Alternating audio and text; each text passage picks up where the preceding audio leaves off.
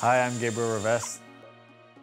I grew up in northern Quebec, and really, that's where my passion for the outdoors came from. Most days I'd be gone out in the wilderness before my parents would even get up, and that's really how I learned about what was surrounding us. But this also taught me what could happen if industries were prioritized over the environment. When I moved to the Yukon, I realized how pristine the wilderness is up here, and it really inspired me to do anything I can to help protect it.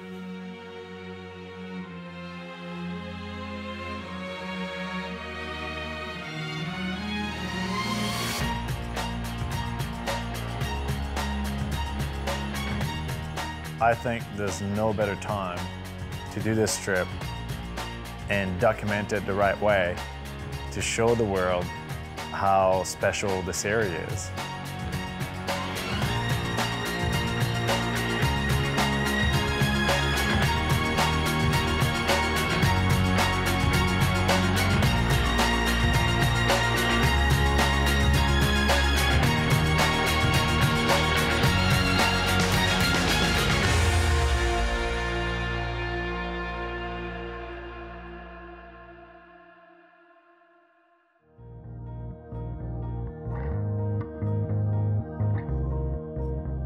So I contacted a bunch of friends from around the world to convince them to come on this trip. And it worked out really well. But I did need to promise Scotty's parents that I was gonna bring him back home safely. Circle and cut. So my name's Scott Sinton. I'm from Auckland, New Zealand. It was my first time in the Northern Hemisphere, and it was my first time in a canoe.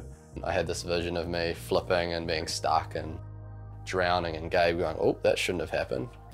The trip is roughly 1,500 kilometers long. We're covering 6 rivers. 2 of the major challenges are going to be portaging Aberdeen Canyon, where we have to carry all our gear around, and the Rat, which is 130 kilometers upriver against the flow. It's awesome to have the chance to bring them into that area, especially because it's under threat. I live in Dawson City, where I've been mining with my family for the last 9 years. I think we get labeled as the bad guys, but I do care about the environment, and honestly, I can't wait to get up there and explore the north.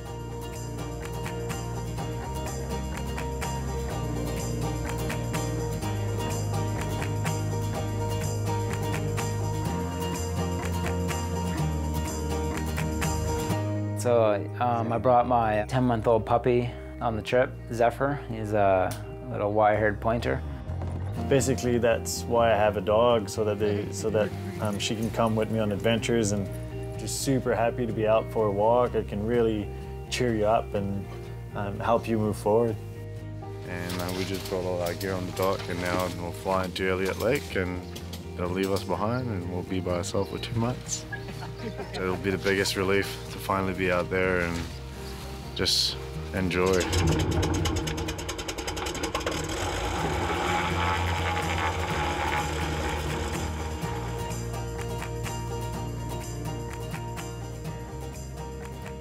Once you're on the plane and you're literally flying into the bush, that's when it kind of sinks in that you're about to go do what you've said you're gonna do. There's no going back now.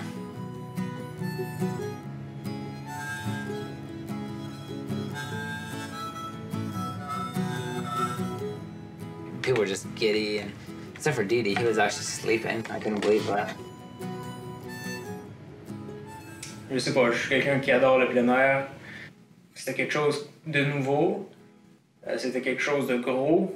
Puis c'est juste quelque chose qui passe une fois dans une vie. C'est pour ça que j'ai décidé de faire partie de l'aventure.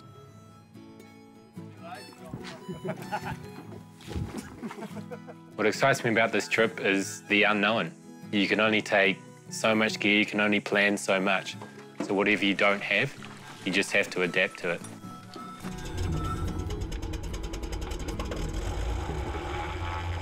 is on. It's happening.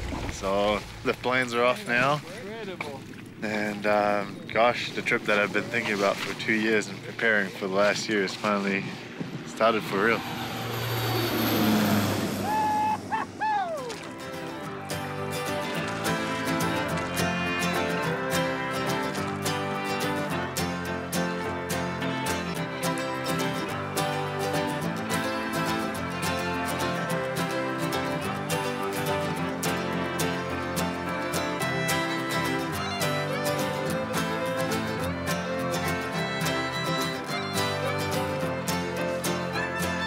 I was like, this is a different world. Like bald eagles and all that sort of thing. My first day paddling on a river ever, I saw my first moose, so that was pretty cool. Just seeing that sort of thing in the wild was, yeah, pretty phenomenal.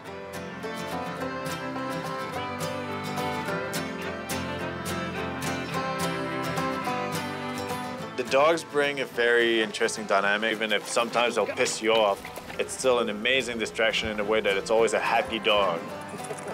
I think it's pretty awesome to have them with us.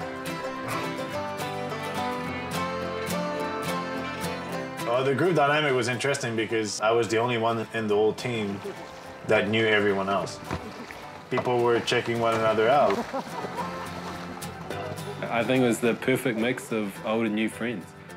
There were some new stories to hear, but if stuff went wrong, no one held a grudge.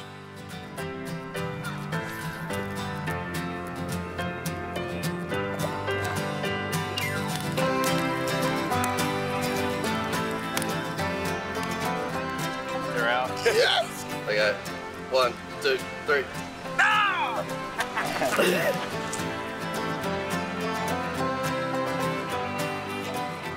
So where are we heading, boys?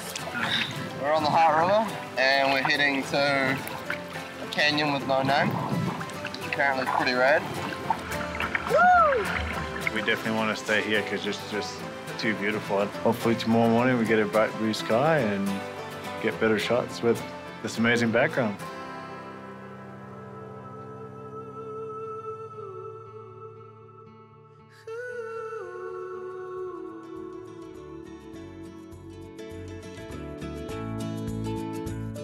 The Peel watershed is definitely a very unique ecosystem. Being so far up north makes it very fragile, but there's lots of mineral resources in the area, and this is pushing the government to open it up for development. But First Nation groups and its environmentalists are fighting for its protection.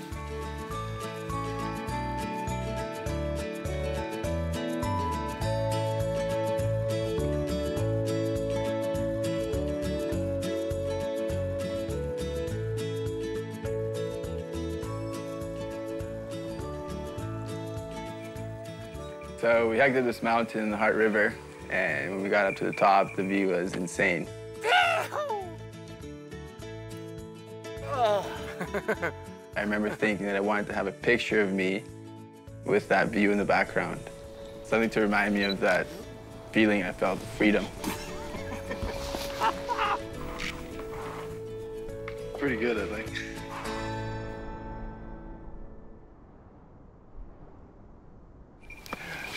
It's like skinny dipping, kind of.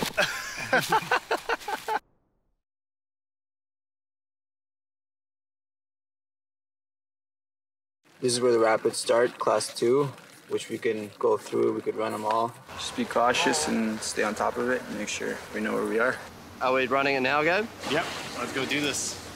Sweet. Let's go get you wet. Hope is gone and the winds of the white oak no longer blow. Lay me down to the depth of the river so I can feel it roll over. Get back up and write my story. The time is now.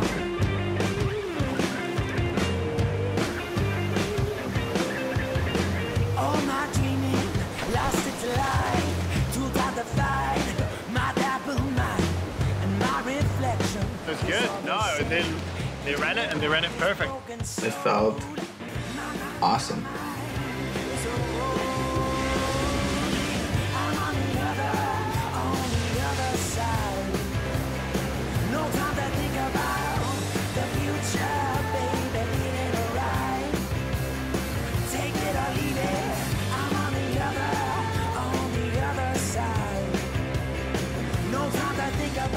Do you reckon over there? Because on that down bit, it looks like there's a rock right there.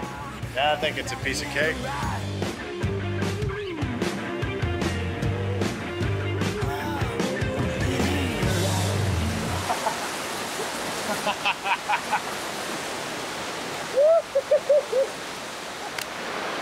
Oh, that was awesome. And we ended up teeter-tottering on each other tired, and we were joking. It was pretty funny. But the problem was we lost our boat speed. So we approached the next one, and we were sort of side on, trying to get right. Yeah. There's a hole in the boat? You reckon? Yeah. You reckon a hole? Yeah, for sure. Obviously, a crash can spell the end of it, potentially. Simon est allé vérifier en avant pour voir s'il y avait des dommages, puis là, il a dit "We gotta get to the shore."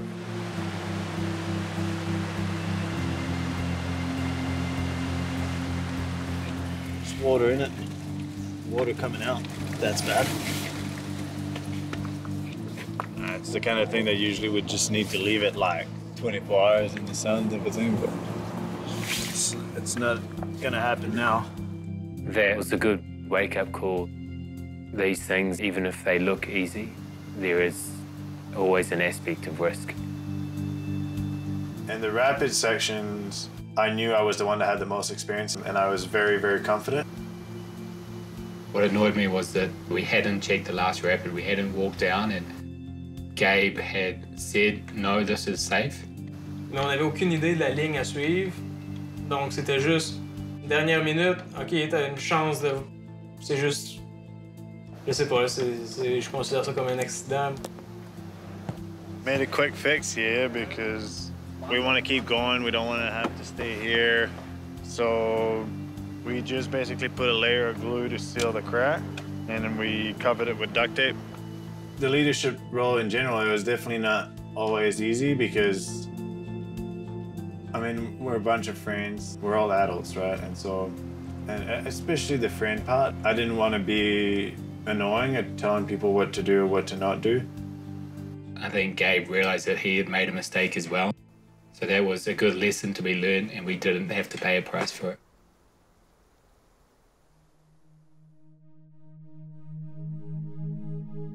Gabe and I had experience on another canoe trip of hooking in canoe but not catching them. So it was one of those like fish that got away, and we're going along the peel, and I noticed a whole lot of fish breaching. We have to find out what fly to use to catch them. But they're huge.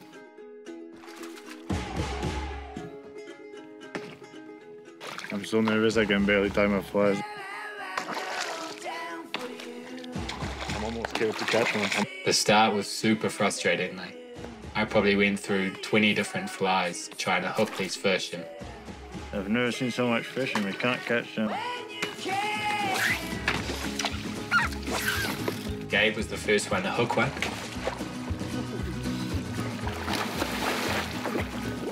And this fish wasn't even close to getting in the net.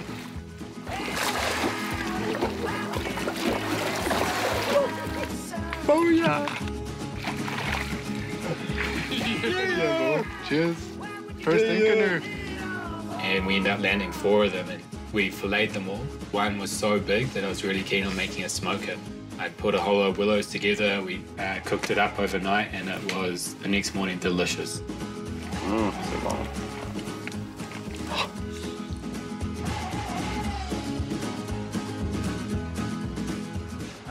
Well, we've unloaded the canoes and we're gonna carry gear piece by piece on our backs. What a relief to finally be here. And I've passed all those rapids, which were one of the biggest stress for me for the trip, so for the team, so that's good. Now we just take our time and walk the trail. It's gonna be hard, but I think it's gonna be fun to just do something other than paddling. Yeah, stoked. Use the legs a bit, which we've been sitting down for a lot, so we'll see how we feel later on tonight. At the moment, amping for it. The first kilometre was great. Feeling good, you're fresh. I definitely overloaded myself. I love my life right now. How you feeling, Gab? Pretty good, actually. Dogs are just loving it. They're like, hey, we get to go for a walk. We were pretty high-spirited. It's not gonna be that bad. And it was so obvious after the first trip that that was completely wrong.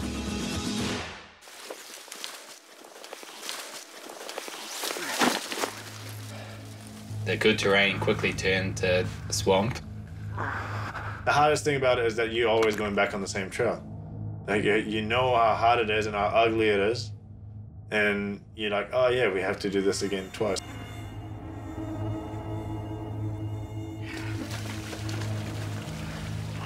Aberdeen was like going to war. It was mentally and physically probably one of the hardest things I've done in my life. We tested a few techniques, me and Gabe. It took us 4 or 5 minutes to do 50 metres, maybe 100 metres. And I don't know about Gabe, but I was buggered and I was like, we can't do that for 4K. And we both knew it. It got stressful for me as well because I was wondering if some people would lose it. Didi got really frustrated and I started being scared that it was because of me or whatever. Puis je me dis, ça finira jamais. Tellement plus aucune énergie. Puis t'es tellement à bout, c'est juste... C'est pas le fun. Knee deep in swamp, surrounded by mosquitoes. But I was struggling. I was getting pissed off at myself for being slow and I physically was hurting. I just turned laughing, and to the point where I just was laughing at what situation I was in.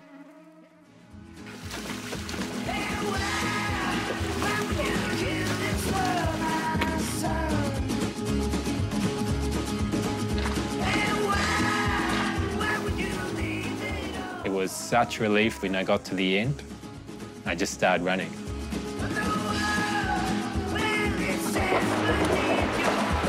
At that point in time, we were just like, that we never have to do again. All that effort that you put into it, you get it back right when you finish. Yeah, dude. You know, I found it necessary to break out a 15-year-old bottle of scotch. Tasting that, it was the indicator that one of the hard parts of the trip was done. Right now we're leaving Aberdeen Canyon, which is very satisfying. We all can't wait to get back on the water, so let's get going. We just conquered Aberdeen, and it's like you get this gift, this canyon, which not many people get to see.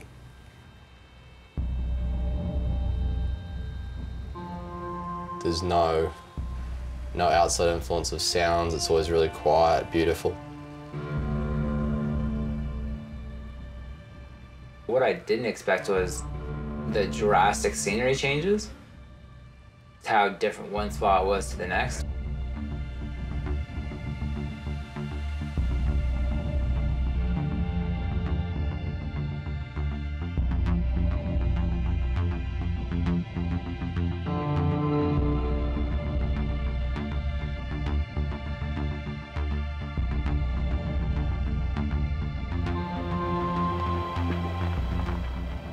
Looking around and seeing how beautiful this area is really makes me think about the whole debate that's going on. Mostly everything we use to get out here on this trip comes from the mining industry. Our canoes are made of plastic, the fuel, our gear, our clothes. We need mining. But after seeing an area like this, I definitely think that some places should be left alone. So this was all going around in my head when we came across this First Nations fish camp. I assumed First Nations in an area like that would be very closed off.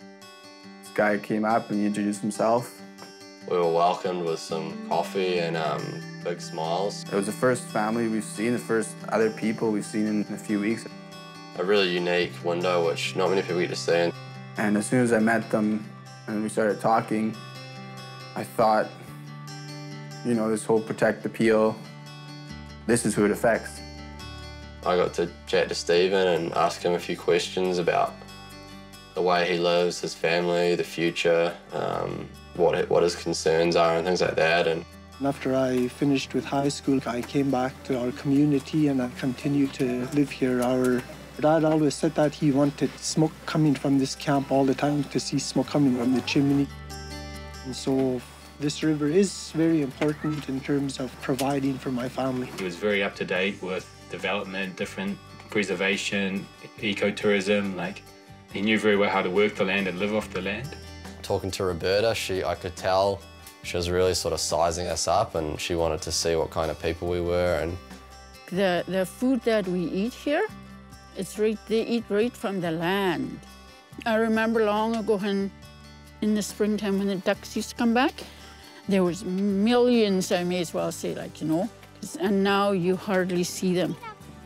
The only concern that I think we'd have wouldn't be for filling in the rivers, but for any kind of contamination or pollution that there might be. And with development, I think there usually always is. The people in Northwest Territories are complaining about cancer and all kinds of sicknesses. They can't even drink the water anymore, and we don't want that up here. 50s, 60s, and 70s, I believe it was, there was a lot of oil exploration in this area. And there's a lake that we always go to hunt caribou, and in the past I've seen like 40 barrels which were full and just left there. And then they want to come in here and develop some more when they can't even obligate themselves to come and clean up the mess that they've left already. I'm Canadian, and all the acts that surround the mining industry are Canadian. The land of the mining, it's Crown land, and we all depend on that economy. And I'm far from being against mining, but I think it can be done in a better way. And I definitely think that we need to preserve some areas. And if the people that live there and that have been living there for thousands of years don't want it, I think we should listen. We've already lost quite a bit of our culture and our tradition, and whatever remains depends on the land and the wildlife that sustains us. But they already signed the papers and whatever saying that they are going to come up here. It's so maddening that I want to cry. They should come out here and live out here, even stay out here for a week and see how we live, and then talk about destroying this land.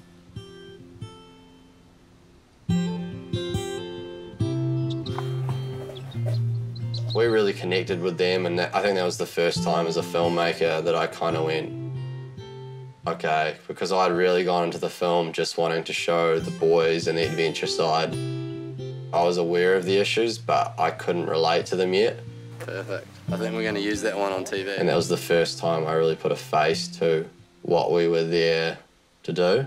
Well, this is the first time I've probably met people that live in this way. Yeah. And I think it's amazing. So I'm jealous in that sense.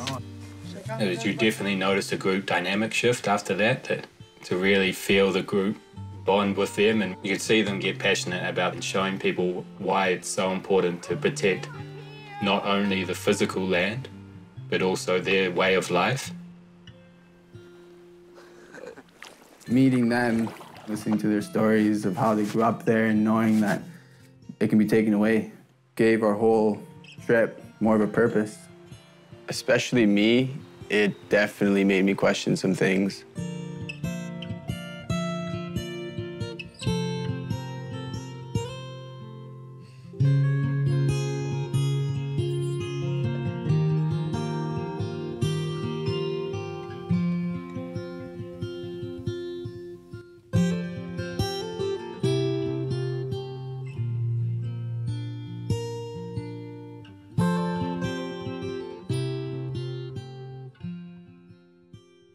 So we're on the Husky Channel, and we gotta paddle 30 kilometers upriver against the flow, and then line 100 kilometers till we get to Summit Lake. This is the ride. Let's do this! And we're going backwards now.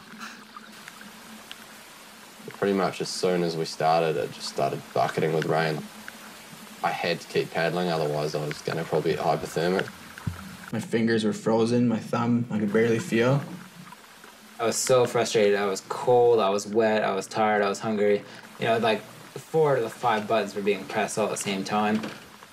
It was 9 hours and we ended up getting to camp at like 3 in the morning, but because of the 24-hour daylight, we could still see. It was from far the worst weather we've had on the trip so far. Soaking wet for 5 hours or so. Yeah, pretty cold. Good night. I woke up in the morning. I went to go for a piss outside, and I turned around, and the river was flooded. It was a shitty situation. I mean, the river rose 2 meters in 5 hours. Ran over to check the canoes, and unfortunately, we had lost a couple of paddles. We were all pretty shocked about it, and now we have to deal with a flood with only one spare paddle. We all really wanted to go forward, and very quickly I realized that it wasn't a good decision. There was huge spruce trees floating down the river, but we're in it. We weren't really fully aware how dangerous it was. We probably should have stopped a bit earlier, but it was tricky because we didn't know what was facing us, and we had to go check it out to see, and so we probably should have done 4 kilometers instead of 6. They're gonna try and ferry across, but I don't know. We'll see how it goes. I think it's gonna be pretty hard to manage to get there and then to be able to continue on with our day. And the river keeps going up. We were in the middle on this island, and we have to get from one side to the other. Even if we were floating down the Rat, it would have been dangerous. But we're trying to go up it. I mean, it wasn't safe at all. It was pretty scary. If we start going backwards, it was dangerous. So you have no option but just paddle as hard as you can until you reach the other side.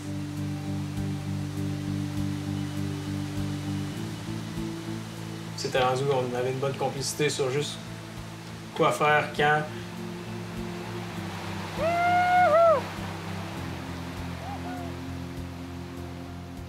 Since the river got high, it's washing away the riverbank, and trees are falling over, creating sweepers. So Didi and I were trying to go along a section which had a series of sweepers. Didi had his paddle staking out. As the sweeper worked back from me, it caught his paddle and sent it off. He jumped out and started running back. I chased after him and we searched. We went right back to basically as far as we could and couldn't find it. There's no way finding a paddle in there. And the water's way too murky. It's going up, man. There's massive trees that go across and stuff.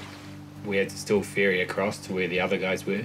I had to use a stick, which didn't work, and no, it was not a good situation. Tellement que je pagayais fort puis que j'étais fâché. That's the moment I sensed that there was no joking, there was nothing I could say, like he was at his end. And the river is still going higher. Now we've got no spare paddle. And I've heard people say this before, but we were literally up shit creek without a paddle. Je serais parti dans le bois, j'aurais pris tout ce que j'aurais pu casser puis je l'aurais fait. Puis la seule chose qui m'a retenu, c'est la petite voix intérieure qui me dit « Ouais, t'es pas mal loin de tout si tu te blesses en essayant de casser des choses qui te serviront à rien. »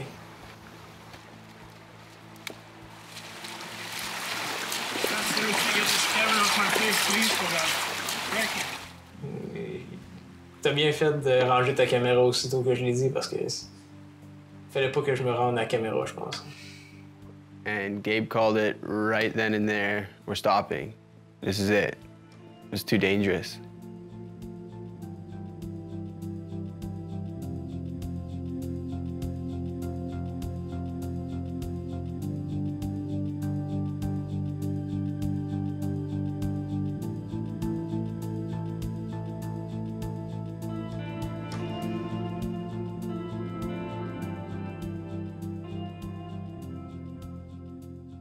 We had a couple of days off, and we decided to make some proper food. It's really important to have because we're burning tons of calories, and I really felt like having some pizza. No matter how bad you're feeling, having a good hot meal just can really pick up your spirits.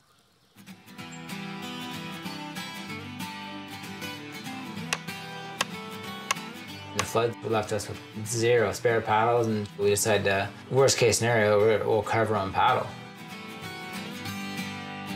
Well, I've grown tired of singing songs that I don't believe in anymore. And I've grown tired of feeling old, like I'm looking for summer, but I found the cool, yeah. In those 2 days, we had a really, really rough-looking paddle that weighed, I don't know, probably 20 pounds. It was insane. Hell yeah. But, you know, you could use it worst case scenario. Well, my seasons roll by high and low. I don't hold the reins, I ain't got control. And I wish my dice had a different role.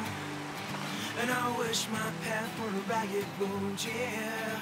Let's leave to... Lining up the rat, I was always at the front. It's really awkward because you're having to keep quite a high pace and you feel like you're just stumbling. That you're basically dancing around, trying to step on one boulder and you slip off, and then you try to correct yourself and you step on another boulder. It's like doing lunges for 10 hours a day. And you've got Gabe telling you that you need to look back more, and you're like, bloody hell, I'm trying to just not fall over here. In some parts of the trip, I definitely felt like Scotty was about to lose it. By the 7K mark, I was in serious pain, and I learned later that it was my hip flexor. Gabe had no sympathy for me, so we just had to keep going. We had 10 times that amount to do over the next 10 days. So we couldn't wait for his injury to get better. I definitely wanted that expedition to keep going. I pushed through a couple of walls to get to the 8K mark, and that last 2K made Aberdeen seem like a walk in the park for me. I was just at my wit's end. At that point, I just said, guys, I have to stop. I can't even walk. We didn't know how it would go with him injured. We had to go up.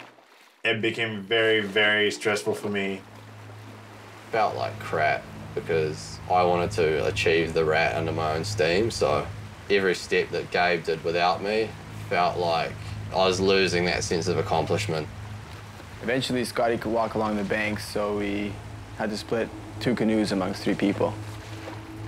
Even just walking on the shore, not pushing a boat, was extremely hard. I was worried that it wasn't going to heal without having a full lay day. But luckily, because I took it really easily, it did heal. And as the rat started getting easier, we started getting to the top, I was able to start lining again and helping.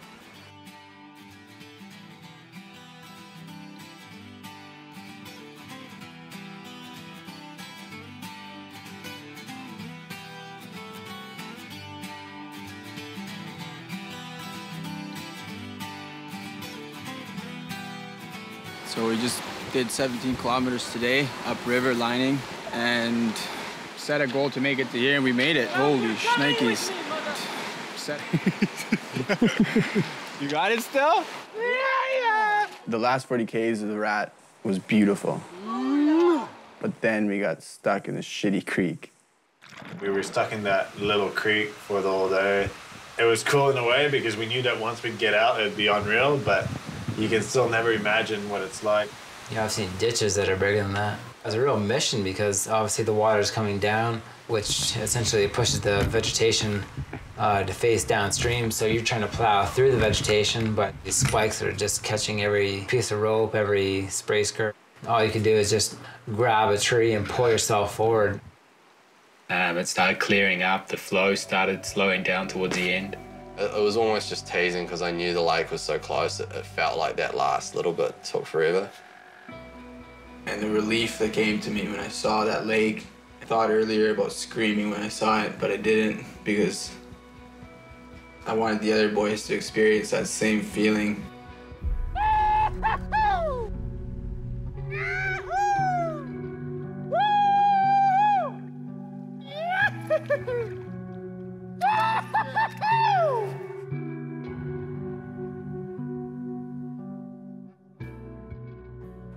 Okay, I just go in the middle and just hit record and then just spin.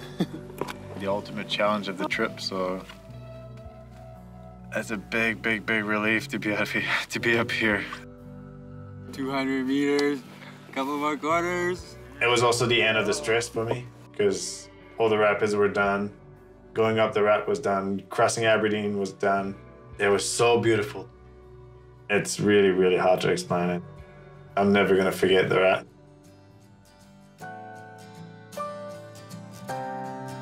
We came in and we have a beach in front of us, beautiful reflection, all mountains around us.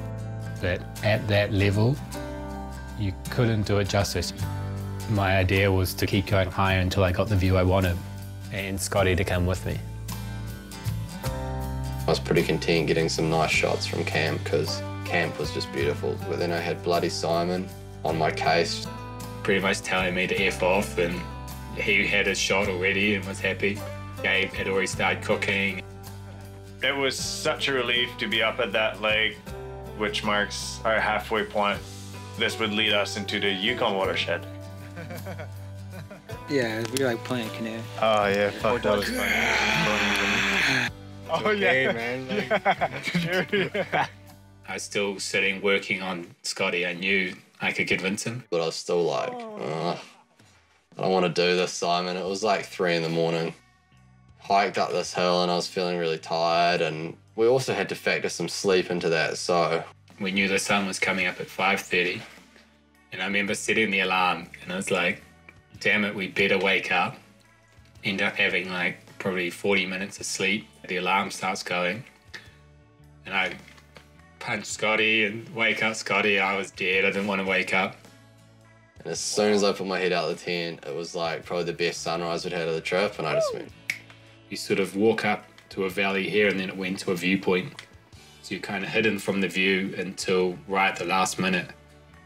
When you got to that pinnacle, the view was just like, just panorama, just insane. So at that point, I went, wow. And then I went, okay, Simon, this is pretty cool.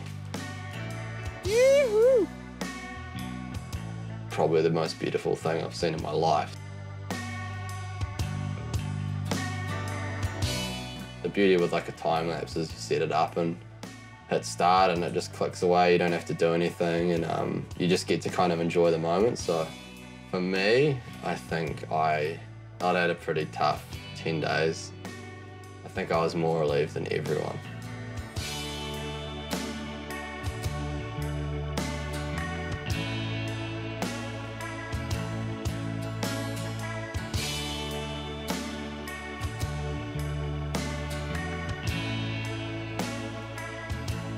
It was great that one, I was there, but two, I could share it with someone.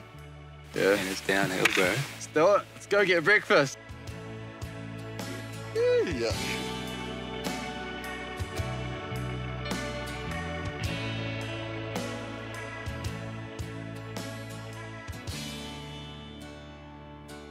Head out across the lake. Yeah, just take a moment and have a little me time. I get onto the very far side, and I saw a big kind of stack of caribou antlers. And as I got closer, I realized that there was actually an army ammunition box. So I opened it up, and it was the Summit Lake guest book. Some of the oldest entries were from 1962. So that was pretty incredible to see their stories and some of the other epic journeys that people have been on.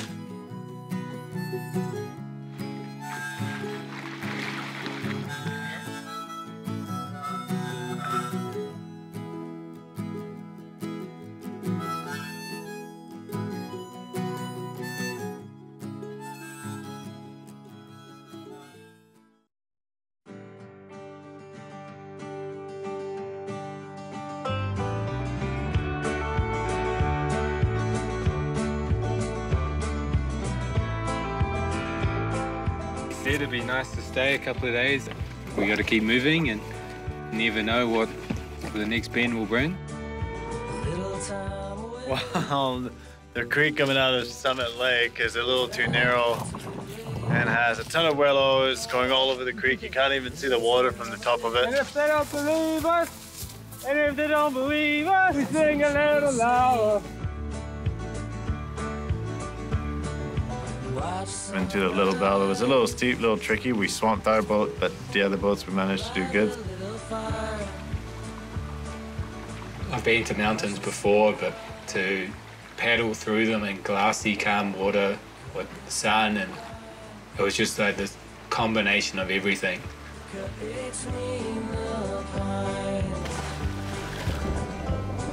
Darkness in our minds.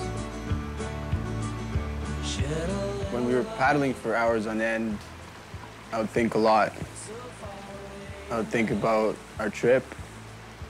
I would think about that family we met along the way, about my future, and what I'm going to do with my life.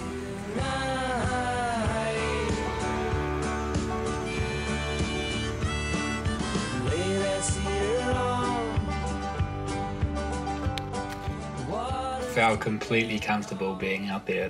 Towards the end, I could have stayed doing that for another month. Every comfort I needed, I had. I'm actually doing a challenge. Basically, I just have to not tip the canoe going down this little slope. I think he can, but I still think it's going to be funny whether he gets it or not. So.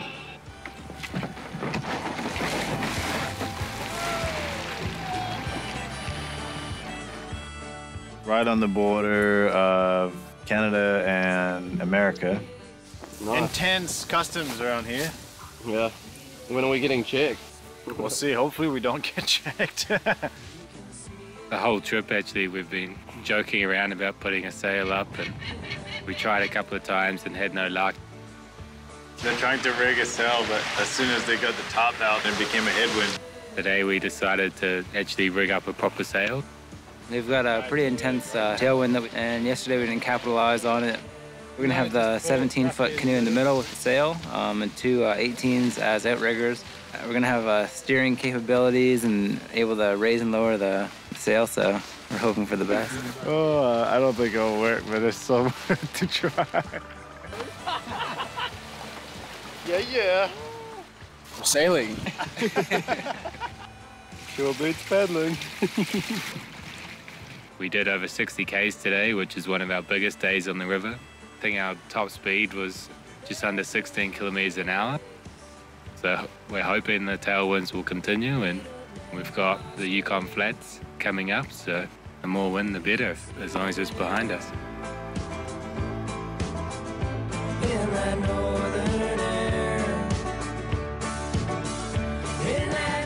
As we got closer to the Yukon River, we could feel the seasons changing. It got a lot colder and started getting dark at night.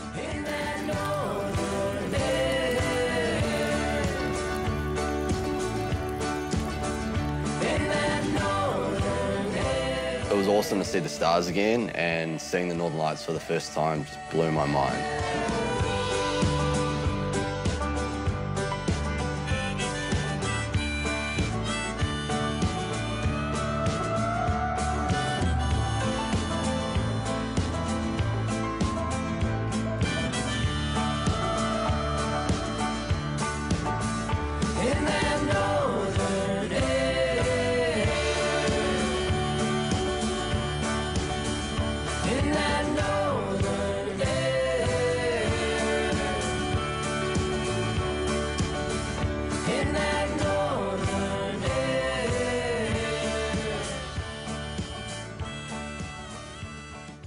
The Yukon River was a lot different to the Peel. We started seeing a lot of boats, people, buildings, and the water quality dropped dramatically. Even though we were careful, half of us got sick.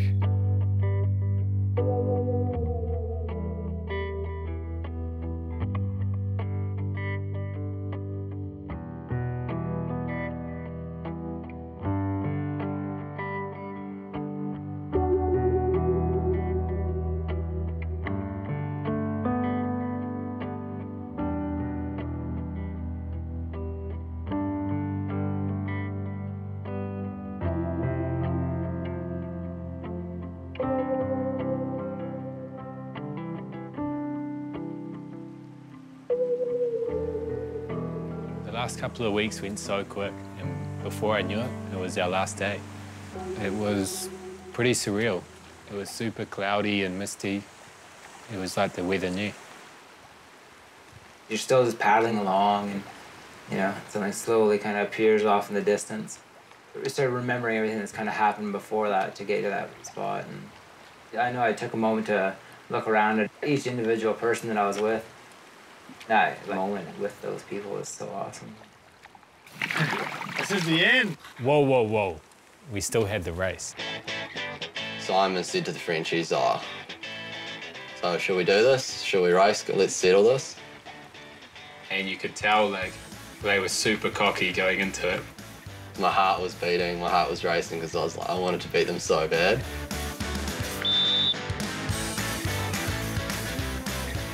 So they beat us out of the blocks, but we straight away got in front of them. When I say in front, it was neck and neck, like going, boosting side by side, and our boats rocking back and forth because everyone's going so hard. And I knew we had to do a change. I knew we had to do it early because you lose so much boat speed. So we do the countdown. And Scotty misses his change. I saw the Frenchies kind of surge forward and I went, shit. We just hammered it down. Simon was just like, he could see that I was getting pretty tired and he was like, just go, go, go. And I can see out of the corner of my eye, those two right there. And they beat us from like a couple feet. And it was hard as hell. I'm happy for Simon and Scotty that they won it. We nailed that one, the one that mattered. We bloody won. So, to New Zealand. We're just arriving to the bridge, the Dalton Highway Bridge, north of Fairbanks in Alaska on the Yukon River.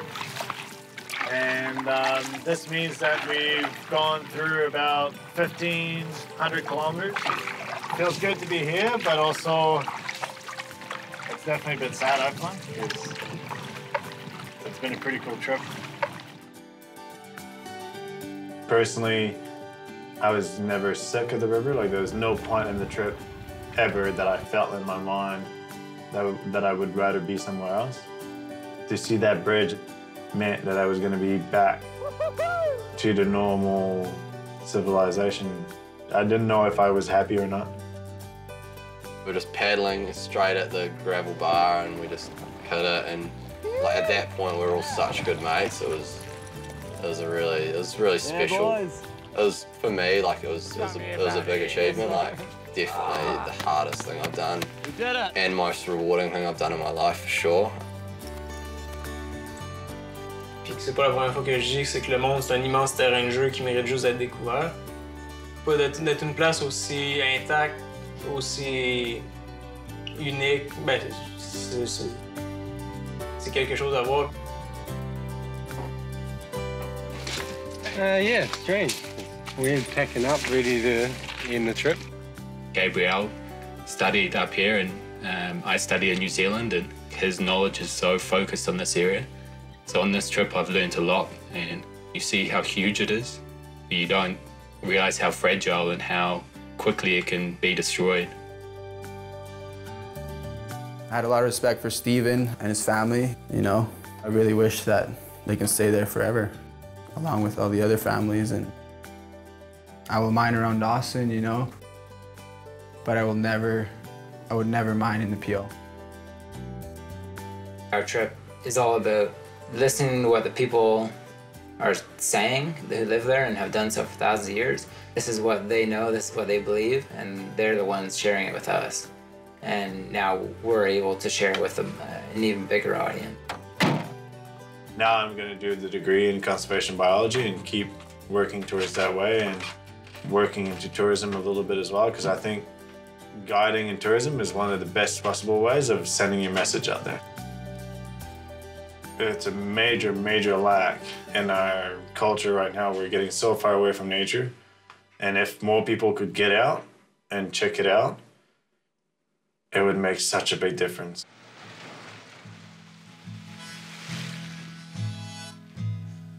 Heading north to find my way home, find my way back to where we've all come from,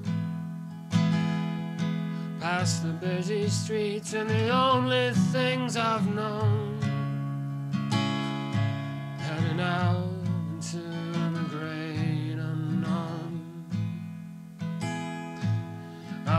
pack my bags with little more than what it takes to keep me warm in the knowledge of what's gone before my time.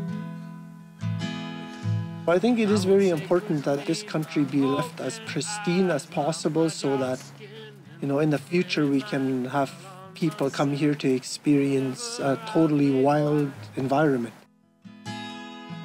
That's not for money. No, it's worth more than money. It's life for my generation, for my children, and their children to continue. I know it's for the rest of humanity to see and the rest of the world to acknowledge that there are places within this world that are worth fighting for.